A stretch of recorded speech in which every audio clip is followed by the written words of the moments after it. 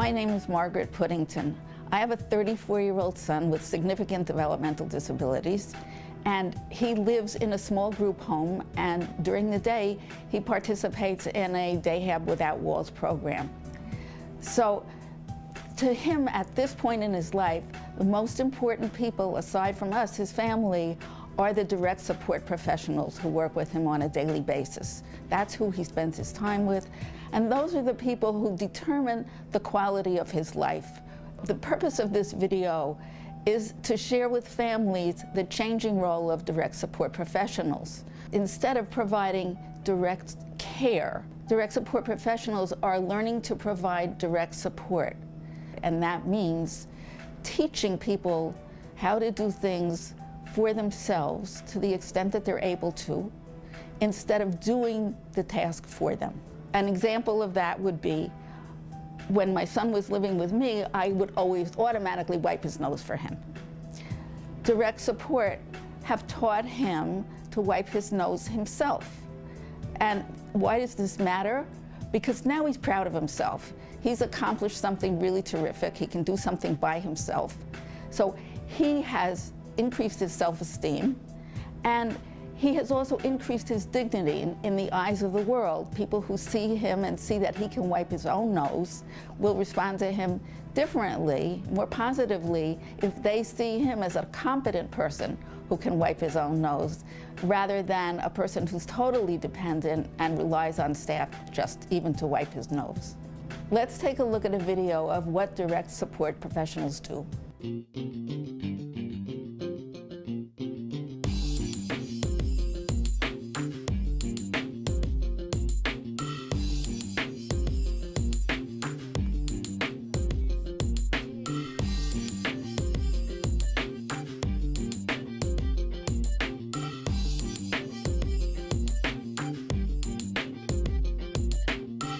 I get the personal satisfaction of where I see people start from one place and move to the next. It doesn't have to be super complex, physical fitness or a learning program or anything like that. It can just be watching somebody order their own coffee in Starbucks, say thank you, and pay for their own coffee.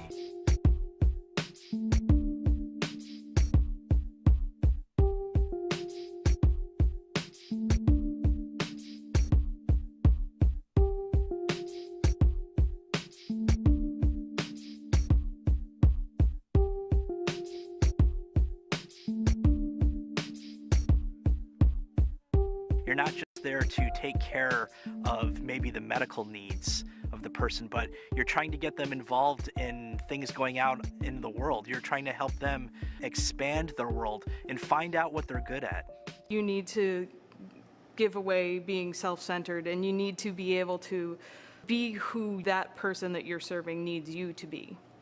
I love my job. I love my job. I love my job. It's a joy to come to work. I can't see me doing anything else. I don't want to do anything else. I like the people, plain and simple. I like the people I work with. This is the only job that I can say that I'm giving back.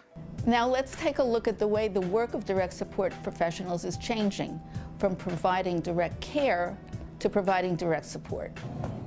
Pardon me, I was wondering, can you help me look for any Kellogg's Rice Krispies? I've been 12. Aisle 12? Yep. All right, thank you, sir. I appreciate it. Rice Krispies, Rice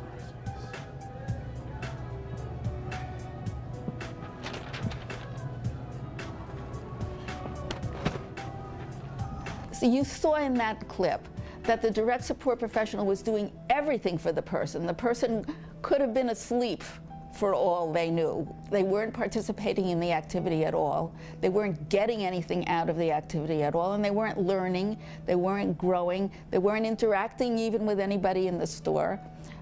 It was kind of a waste of time for my child.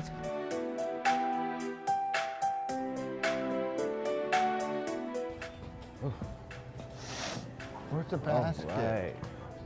All right. Jay, what do we need from the store? Rice Krispies and butter. All right, let's go find it, okay? All right, yeah. All right. Excuse me, we can't find any Rice Krispies. 12. Oh, so Jay, what aisle was it in?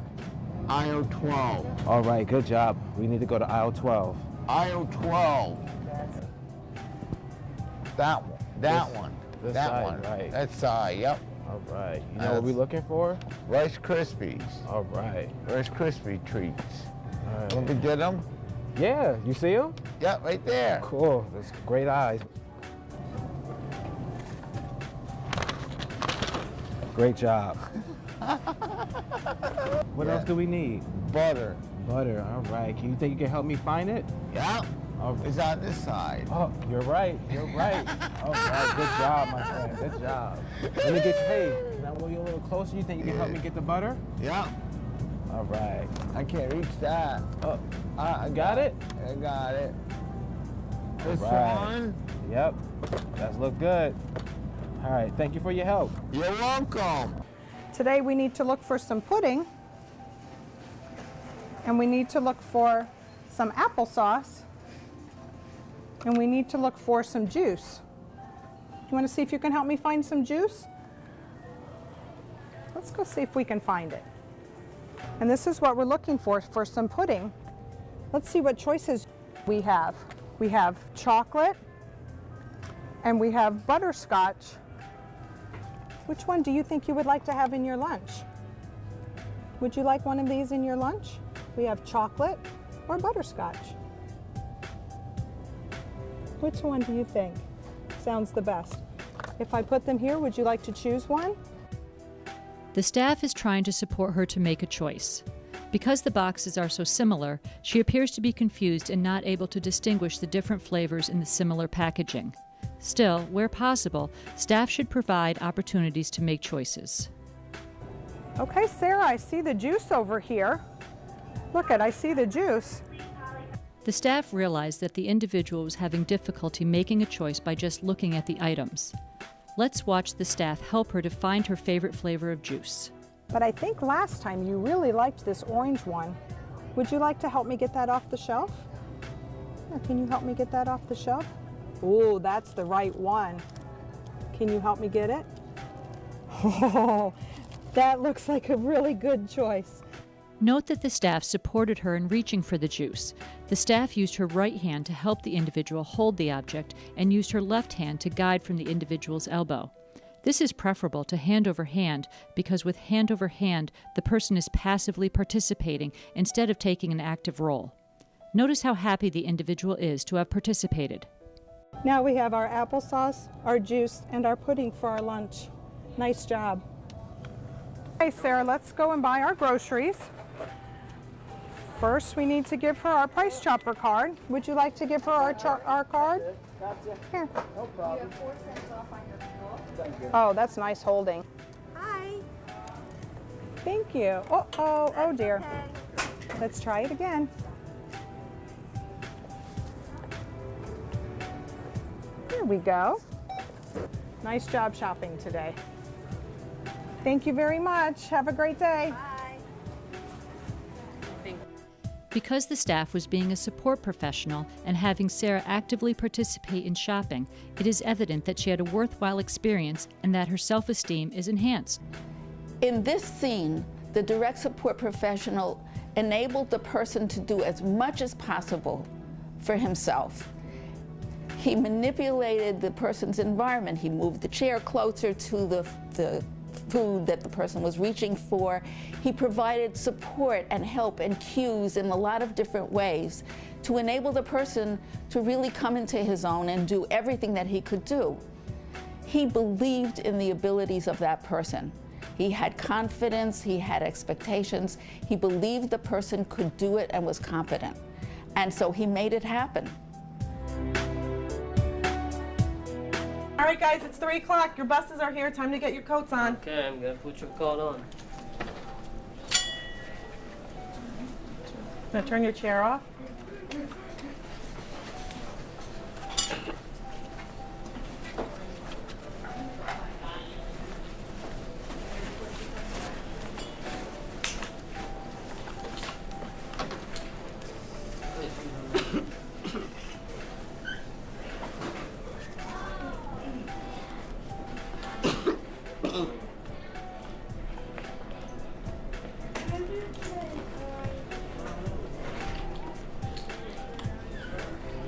All right, you ready to go?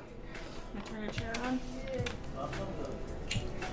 Right, I'm gonna start pushing them out. Okay. Go. All right, guys. Let's get the brake off.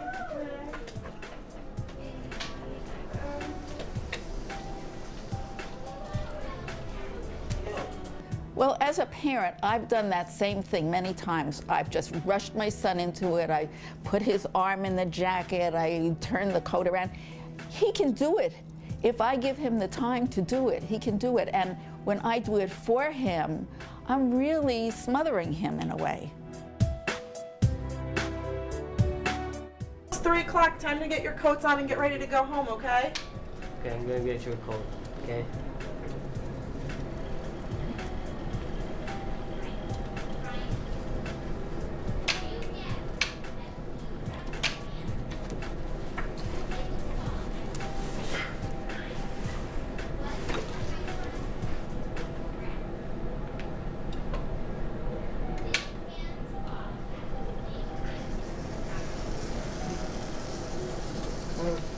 I need you putting my coat on.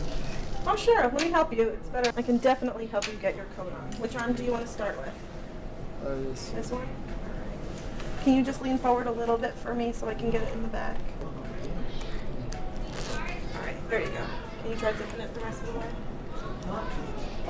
Let me know if you need any more help, okay?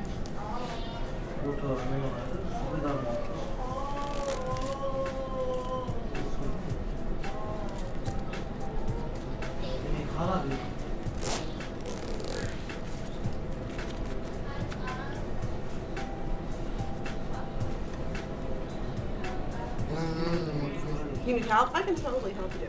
All right, you're all set? Do you need anything else?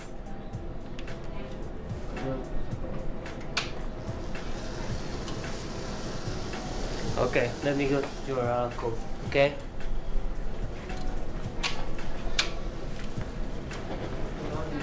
Is this your coat? No. Which one is yours? There you go. Hold on. Okay, way over here for quarter. Put your coat on, okay? And you, put your. Let me know. Okay.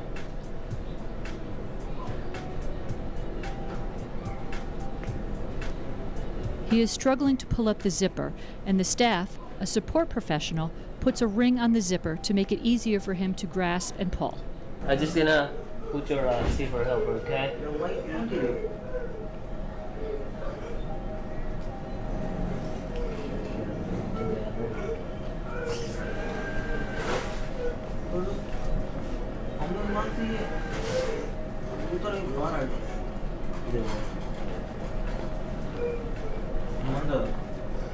You're really doing well with the zipper, okay? Good job, Corbett. All right, guys, let's head out to your buses.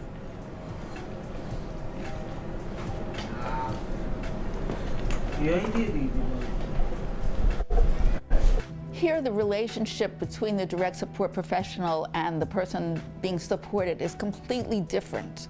There's respect. There's confidence that the person can do this chore, and there's support to enable him to do it. The person is not expected to be able to do the whole thing by himself at any time. The person may not be able to do the whole chore by himself at this particular time, but he can learn a piece of it. He can learn to do a piece of it, and that puts him on a path of growth and development.